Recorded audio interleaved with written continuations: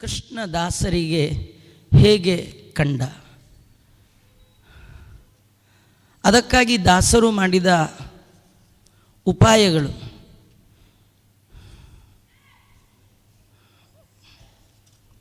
ದೇವರನ್ನು ಕಾಣುವ ತವಕ ಇದ್ದವ ಮೊದಲಿಗೆ ಭಗವಂತನ ಬಗ್ಗೆ ಯಥಾರ್ಥವಾದ ಜ್ಞಾನವನ್ನು ಸಂಪಾದನೆ ಮಾಡಬೇಕು. ನಿರ್ದಿಷ್ಟವಾದ ಜ್ಞಾನ. ಆ ಜ್ಞಾನದ ಒಳಗೆ ಭ್ರಮೆಯಾಗಲಿ ಮಿಥ್ಯೆ ಆಗಲಿ ಇದು ಯಾವುದೂ ಇರಬಾರ್ದು. ಭಗವಂತನ ಸ್ವರೂಪವನ್ನು ಗುರು ಹಿರಿಯರ ಮುಖಾಂತರವಾಗಿ ಶಾಸ್ತ್ರ ಹೇಳಿದ ರೀತಿಯಲ್ಲಿ ಮೊದಲು ನಿರ್ಧಾರ ಮಾಡಿಕೊಳ್ಳಬೇಕು. ಆಮೇಲೆ ಆ ಜ್ಞಾನದಿಂದ ಪ್ರತಿಪಾದ್ಯನಾದ ಭಗವಂತನನ್ನು ನೋಡಬೇಕಾದರೆ ಭಕ್ತಿ ಬೇಕು. ಭಕ್ತಿ ಅಂದರೆ ಮಹಾತ್ಮ್ಯ ಜ್ಞಾನ ಪೂರ್ವಸ್ತು ಸುದೃಢ ಸರ್ವತೋಧಿಕ ಸ್ನೇಹೋ ಭಕ್ತಿ ರೀತಿ ಪ್ರೋಕ್ತ. ಹರಿಯ ಹಿರಿಮೆ ಅರಿತು ಅವನಲ್ಲಿ ಮಾಡುವಂತಹ ಗಾಢವಾದ ಪ್ರೇಮ ಎಂದು ಭಗವಂತನನ್ನು ಬಿಟ್ಟಿರಲಿಕ್ಕೆ ಸಾಧ್ಯವೇ ಇಲ್ಲ ಅನ್ನುವಂತಹ ಹಂತಕ್ಕೆ ತಲುಪಿ ಕ್ಷಣ ಕ್ಷಣಕ್ಕೆ ಯಾವಾಗ ಭಗವಂತನನ್ನು ಕಾಣ್ತೇನೆ ಅಂತ ಪರಿತಪಿಸಬೇಕು.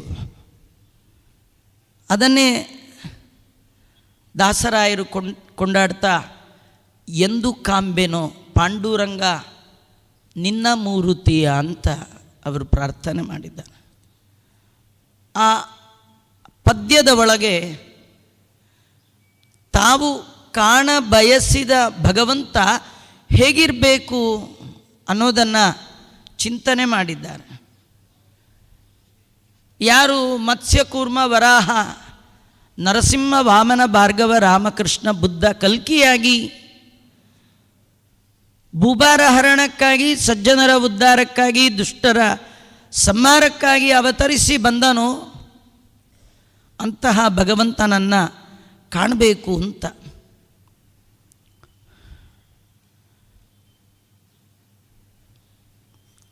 ಅಂತಹ ಭಕ್ತ ಭಗವಂತನಿಗೆ ಆ ಬರುವಿಕೆಗಾಗಿ ಕಾಯಬೇಕಂತೆ. ಅದು ಒಂದು ಜನ್ಮ ಎರಡು ಜನ್ಮ ಅಲ್ಲ ನೋಡಿ. ಸಣ್ಣ ಪುಟ್ಟ ಶ್ರೀಮಂತರನ್ನ ಮನೆಗೆ ಕರೆದ್ರೆ ಬರೋದು ಕಷ್ಟ. ತುಂಬ ಬಾರಿ ಕರೆದಾಗಲೂ ಬಾರದಿದ್ದರೆ ಅವರನ್ನು ನೋಡಿ ನಾವು ಹೇಳ್ತೀವಿ ನೀವು ಭಾರಿ ದೊಡ್ಡವರಾಗ್ಬಿಟ್ರಿ, ಇಷ್ಟು ಬಾರಿ ಕರೆದರೂ ನೀವು ಬರಲಿಲ್ಲ, ನಮ್ಮಂಥ ಬಡವರ ಮನೆಗೆ ನೀವೆಲ್ಲಿ ಬರ್ತೀರಿ. ಇದು ನಮ್ಮ ಆಡು ಭಾಷೆಯಲ್ಲಿ ಆಡುವ ಮಾತು. ಸಣ್ಣ ಪುಟ್ಟ ಶ್ರೀಮಂತರ ಕಥೆನೇ ಹೀಗಾದರೆ ಜಗತ್ತಿನ ಎಲ್ಲ ಸಂಪತ್ತು ಯಾರ್ದು? ಈಶಾವಾಸ್ಯಮಿದಂ ಸರ್ವಂ, ನಂದೇನದೋ ಸ್ವಾಮಿ, ನಿಂದೇ ಇದೆಲ್ಲ.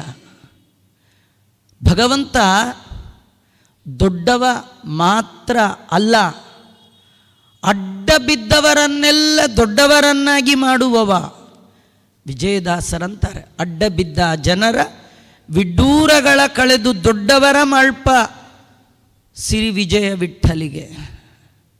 ಭಗವಂತನಿಗೆ ಅಡ್ಡ ಬಿದ್ದ ಧ್ರುವ ಎಷ್ಟು ದೊಡ್ಡವಾದ, ಭಗವಂತನಿಗೆ ಅಡ್ಡ ಬಿದ್ದ ಅಂಬರೀಷ ಎಷ್ಟು ದೊಡ್ಡವಾದ, ಭಗವಂತನಿಗೆ ಅಡ್ಡ ಬಿದ್ದಂತಹ ಭಗವದ್ಭಕ್ತರು ಎಷ್ಟು ದೊಡ್ಡವರಾದರು. ಇಂತಹ ದೊಡ್ಡವರಿಗೆಲ್ಲ ದೊಡ್ಡವನಾದ ಭಗವಂತ ಬರಬೇಕಾದರೆ ಒಮ್ಮೆ ಕರೆದ್ರೆ, ಎರಡು ಸತಿ ಕರೆದ್ರೆ, ಮೂರು ಸತಿ. ಒಮ್ಮೆ ಅಂದರೆ ಒಂದು ಜನ್ಮ. ಒಂದು ಜನ್ಮದಲ್ಲಿ ಕರೆದರೆ ಬರುವವ ಅಲ್ಲ, ಎರಡು ಜನ್ಮದಲ್ಲಿ ಕರೆದರೆ ಬರುವವ ಅಲ್ಲ. ನೀವು ಯೋಚನೆ ಮಾಡಿ, 5 ವರ್ಷದ ಪುಟ್ಟ ಬಾಲಕನಿಗೆ 5 ತಿಂಗಳು ಘನಘೋರವಾಗಿ ದೇವರು ಪರೀಕ್ಷೆ ಮಾಡಿದ್ದಾನೆ ಅಂದಮೇಲೆ ನಮಗೆಷ್ಟು ಟೆಸ್ಟ್ ಮಾಡಬೇಡ ಭಗವಂತ. ಹಾಗಾದರೆ ಪ್ರತಿ ಜನ್ಮದಲ್ಲಿ ಭಗವಂತ ಬರಲಿಲ್ಲ ಅನ್ನುವ ಬೇಸರ ಬಿಟ್ಟು ಮತ್ತು ಮತ್ತು ಪ್ರೀತಿಯಿಂದ ಭಗವಂತನನ್ನು ಕರಿಬೇಕಂತೆ. ಹೇಗೆ ಕರಿಬೇಕು? ಕರೆಯೋ ಹಾಗೆ ಕರೆದ್ರೆ ಬರ್ತಾರ್ರಿ, ಕರೆಯೋ ಹಾಗೆ ಕರೆದ್ರೆ ಬರ್ತಾರೆ. ಆ ಕರೆಯುವವರಲ್ಲಿ ಭಾವ ಚೆನ್ನಾಗಿರಬೇಕು. ಪ್ರೀತಿಯ ಭಾವ ಇಲ್ಲ, ಭಕ್ತಿಯ ಭಾವ ಇಲ್ಲ ಅಂತಾದರೆ ಆ ಕೂಗು ಭಗವಂತನಿಗೆ ಕೇಳೋದೇ ಇಲ್ಲ. ದೇವರಿಗೆ ಕೇಳಿದ್ರೆ ಒಂದು ಕ್ಷಣ ನಿಲ್ಲಲ್ಲ, ಬೇಗ ಬರ್ತಾನೆ. ಹಾಗಾದ್ರೆ ಅವನಿಗೆ ಹೇಗೆ ಕೂಗಬೇಕು ಅದನ್ನು ದಾಸರು ನಮಗೆ ತೋರಿಸ್ಕೊಡ್ತಾರೆ. ಬಾರೋ ಮನೆಗೆ ಗೋವಿಂದ, ನಿನ್ನಂಗ್ರಿ ಕಮಲವ ತೋರೋ ಎನಗೆ ಮುಕುಂದ, ನಲಿದಾಡು ಮನದಲ್ಲಿ ಮಾರಪಿತನೇ ಆನಂದ ನಂದನ್ನ ಕಂದ, ಚಾರುತರ ಶರೀರ ಕರುಣ ವಾರಿನಿಧಿ ಭವಘೋರ ನಾಶನ, ವಾರಿಜಾಸನ ವಂದ್ಯ ನೀರಜ ಸರಸದ್ಗುಣ ಹೇ ರಮಾಪತೆ, ಬಾರೋ ಮನೆಗೆ ಗೋವಿಂದ. ನೋಡಿ, ಇದು ಮನೆಗೆ ಅಂದರೆ ನಮ್ಮ ಹೌಸ್ಗೆ ಅಂತಲ್ಲ. ನಿಮ್ಮದು ಅಂತ ಮನೆಯೇ ಇಲ್ಲ, ಎಲ್ಲಿಯಾದರೂ ಇದೆಯಾ? ನಮ್ಮನೆ ಎಲ್ಲಿದೆ ಹೇಳಿ? ಅಲ್ಲಿದೆ ನಮ್ಮನೆ. ಇಲ್ಲಿ ಬಂದಿರೋದು ಸುಮ್ಮನೆ ಸುಮ್ಮನೆ ಮನೆಗೆ ದೇವರನ್ನ ಕರಿಬೇಡಿ. ಹಾಗಾದ್ರೆ ಅವ್ರು ಕರೆದದ್ದು ಮನೆ ಅಂದರೆ ಈ ಡಬಲ್ ರೂಮಿನ ಮನೆಗಲ್ಲ. ಯಾವ ಮನೆ? ಜೀವ ವಾಸ ಮಾಡುವ ದೇಹವೇ ಶಾಸ್ತ್ರದಲ್ಲಿ ಗೇಹ ಮನೆ ಅಂತ ಕರೀತಾರೆ. ಬಾರೋ ಮನೆಗೆ ಗೋವಿಂದ ಅಂದರೆ ಇದು ನಿನ್ನ ಮನೆ, ನೀನಿತ್ತ ಮನೆ, ಜೀವನಿಗೆ ಸಾಧನೆಗಾಗಿ ನೀ ಕೊಟ್ಟ ಮನೆ. ಭಾಗವತದಲ್ಲಿ ಈ ಮನೆಯ ಬಗ್ಗೆ ಚತುರ್ಥ ಸ್ಕಂದದಲ್ಲಿ ವರ್ಣನೆ ಮಾಡಿದ್ದಾರೆ. ಜೀವ ಅನೇಕ ಊರುಗಳನ್ನು ಮನೆಗಳನ್ನು ಹುಡುಕಿ ಕಟ್ಟ ಕಡೆಯದಾಗಿ ಇಷ್ಟಪಟ್ಟು ಸೇರಿದ 9 ಬಾಗಿಲಿನ ಮನೆ ಇದು. ಮತ್ತು ಉಪನಿಷತ್ತಲ್ಲಿ ಹೇಳುವಾಗ ಪುರಮೇಕಾದಶಂ ಅಂತ ಕೂಡ ವರ್ಣನೆ ಮಾಡಿದೆ. 11 ಬಾಗಿಲಿನ ಮನೆ ಅಂತಲೂ ಹೇಳಿದೆ, 9 ಬಾಗಿಲಿನ ಮನೆ ಅಂತಲೂ ಹೇಳಿದೆ. 9 ಬಾಗಿಲು ಎಲ್ಲರಿಗೆ ಗೊತ್ತಿರುವಂಥದ್ದು. 2 ಕಿವಿ, ಮೂಗು, ಕಣ್ಣು, ಬಾಯಿ 7, ಗುದ ಉಪಸ್ಥ 9. 2 ಎಕ್ಸ್ಟ್ರಾ ಯಾವುದು ಉಪನಿಷತ್ತು ಹೇಳುವಂಥದ್ದು ಅಂದರೆ, ಒಂದು ಬ್ರಹ್ಮರಂಧ್ರ, ಇನ್ನೊಂದು ಬೆವರು ಹರಿಯುವ ಚರ್ಮದ ಮಧ್ಯೆ ಇರುವ ರಂಧ್ರಗಳು. ಒಟ್ಟು 9 ಅಥವಾ 11 ಬಾಗಿಲಿನ ಮನೆ ಜೀವರಿಗೆ ದೇವರು ಕೊಟ್ಟದ್ದು ಈ ದೇಹ. ದಾಸರು ಈ ಮನೆಗೆ ದೇವರನ್ನು ಕರಿತಾ ಇದ್ದಾರೆ. ಹಾಗಾದ್ರೆ ಮೊದಲಿಲ್ವಾ? ಇದಾನೆ. ಇರುವು ದೊಡ್ಡದಲ್ಲ, ಇರುವಿನ ಅರಿವು, ಅದರ ಅನುಭವ ಅದು ದೊಡ್ಡದು. ಯಾಕಂದರೆ ಭಾಗವತದಲ್ಲಿ ಹೇಳುವಾಗ ಅಂತರ್ಧ್ರುವಾಯ, ನಮ್ಮೆಲ್ಲರ ಒಳಗೆ ಭಗವಂತ ಇದ್ದಾನೆ, ಶಾಶ್ವತವಾಗಿದ್ದಾನೆ.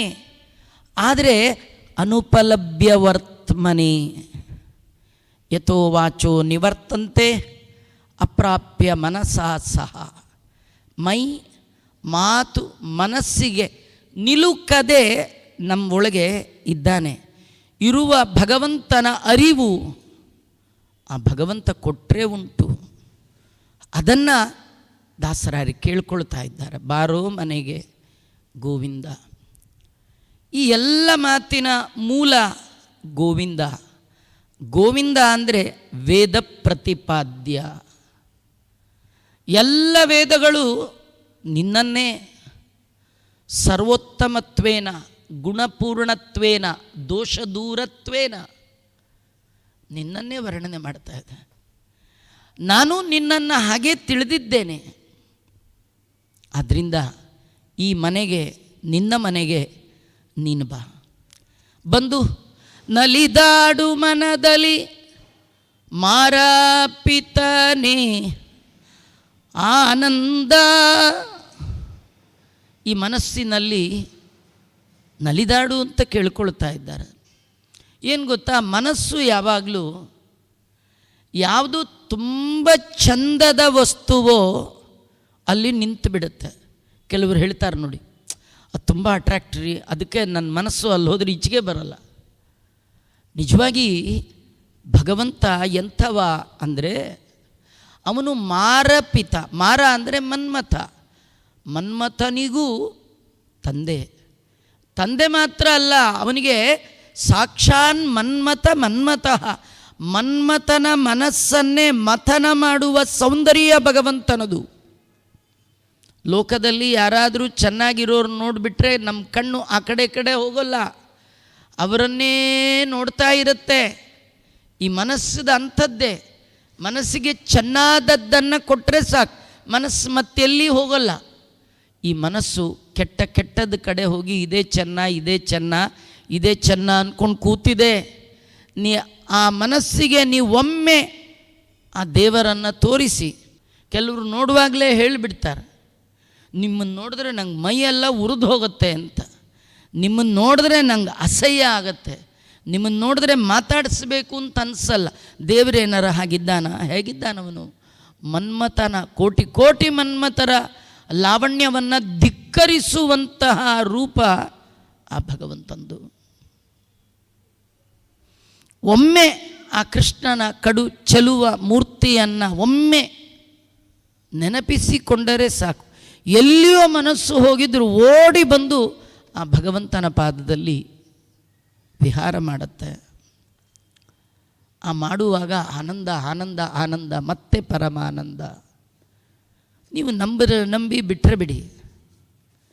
ನಿಮಗೆ ದೇವರ ಕಥೆ ಕೇಳುವಾಗ, ದೇವರನ್ನು ನೋಡುವಾಗ, ದೇವರ ಕೆಲಸ ಮಾಡುವಾಗ ಯಾವ ನೆಮ್ಮದಿ ಇದೆ, ಯಾವ ಸಂತೋಷ ಇದೆ, ಯಾವ ಆನಂದ ಇದೆ, ಅದು ಮತ್ತೆ ಎಲ್ಲಿ ಸಿಗಲಿಕ್ಕೆ ಸಾಧ್ಯವೇ ಇಲ್ಲ. ಯಾವುದೇ ಮನೆ ಪಾರ್ಟಿಗೆ ಹೋಗಿ, ಮದುವೆಗೆ ಹೋಗಿ, ಮುಂಜಿಗೆ ಹೋಗಿ ಏನೋ ಒಂದು ಕಿರಿಕಿರಿ ಇದ್ದದ್ದೇ. ಅದೇ ರಾಯರ ಆರಾಧನೆಗೆ ಹೋಗಿ, ಕೃಷ್ಣ ಜನ್ಮಾಷ್ಟಮಿಗೆ ಹೋಗ್ರಿ, ಆನಂದ.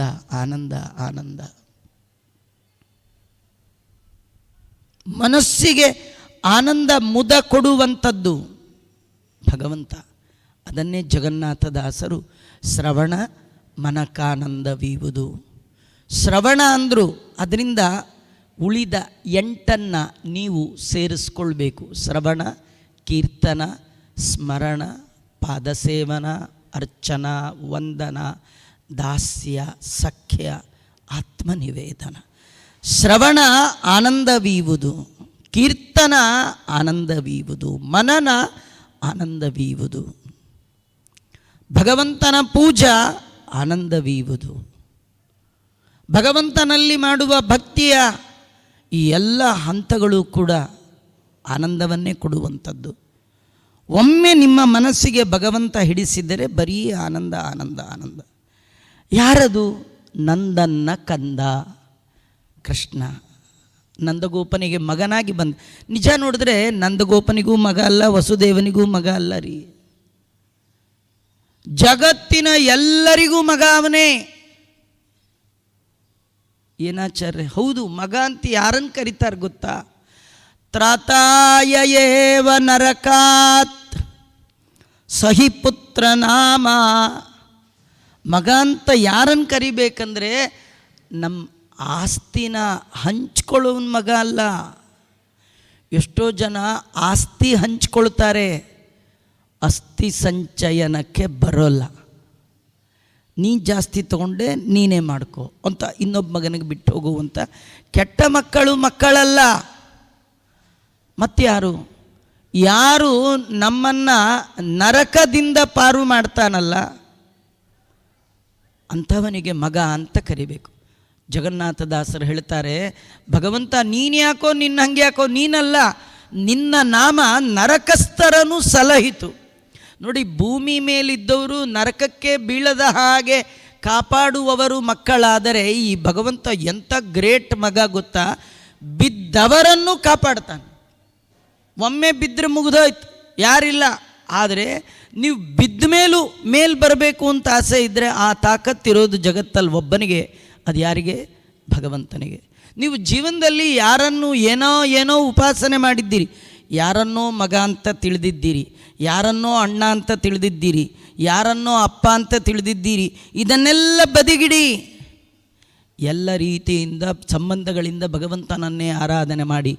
ತಂದೆ ವಿಠ್ಠಲ, ತಾಯಿ ವಿಠ್ಠಲ, ಬಂಧು ವಿಠ್ಠಲ, ಬಳಗ ವಿಠ್ಠಲ, ಮಾತಾಂದ್ರ ಸಿಂಹಶ್ಚ, ಪಿತಾಂದ್ರ ಸಿಂಹೋ, ಭ್ರಾತಾಂದ್ರ ಸಿಂಹಶ್ಚ, ಸಖಾಂದ್ರ ಸಿಂಹ. ಎಲ್ಲ ಬಗೆಯಿಂದ ಆ ಭಗವಂತನನ್ನು ಆರಾಧನೆ ಮಾಡಿದರೆ ಎಲ್ಲ ಬಗೆಯ ಸುಖ ಸಂಪತ್ತನ್ನು ಆ ಭಗವಂತ ಕೊಡ್ತಾನೆ. ಹಾಗಾದ್ರೆ ನಂದನಿಗೆ ಮಾತ್ರ ಕಂದ ಅಲ್ಲ, ನಮ್ಮೆಲ್ಲರಿಗೆ ಅವನು ಕಂದ. ಅಂತಹ ಹೇ ಭಗವಂತ ನನ್ನ ಮನಸ್ಸಿಗೆ ಬಾರು.